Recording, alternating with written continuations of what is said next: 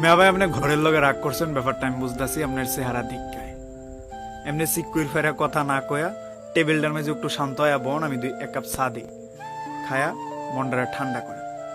ও আপনি কইতাছেন চিল্লে আপনার আম্মা আপনার এটা ওইটা করছে, আপনার লগে অন্যায় করছে। হ, আপনার আম্মা আপনার লগে অন্যায়টাই করছে, আমি মাইনা নিলাম। তো আপনার খারাপটা করছে এখন? এই বয়সে আপনি টেহা পয়সা কামাইবেন, একটু ভবিষ্যৎ গড়নের লেগে চিন্তাধারা করবেন। আপনি এখন ঘরের মেঝে ফাল্লা ফাল্লি করতেছেন বিয়া শাদির লেগে, এটা ওইটার লেগে। আপনার আম্মা আপনার কেমনে সাই দিব কন?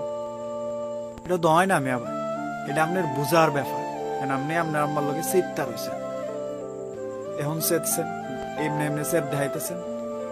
এটা পারবেন আপনার আম্মা যদি দুনিয়াতে বিদায় হয়ে জায়গায় চেতটা দেখাইতেন?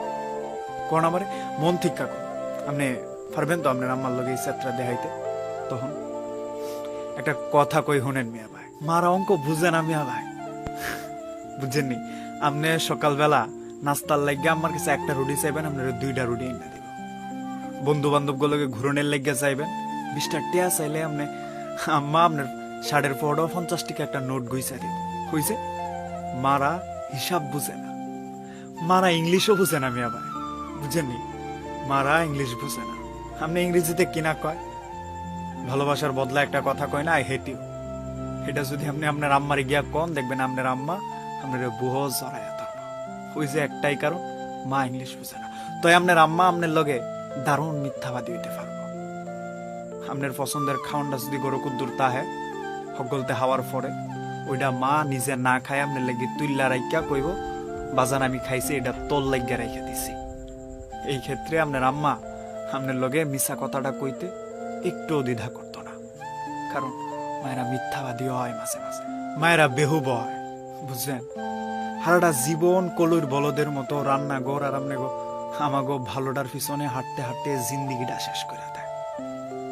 ওই দিন আপনি কইলেন না আপনারা 4 বন্ধু মিল্লা পিকনিক করণের লেগে যাইবেন, আপনার আম্মা আপনার আব্বার ফোহর টিকা টেহা চুরি করে না আপনারা দিছে। মায়েরা সুর হয়, ফুলার লাগিয়া মায়েরা সুর হইতো দ্বিধা করে না, এটা মায়েগো গুণ। মায়েরা নির্লজ্জ হয়।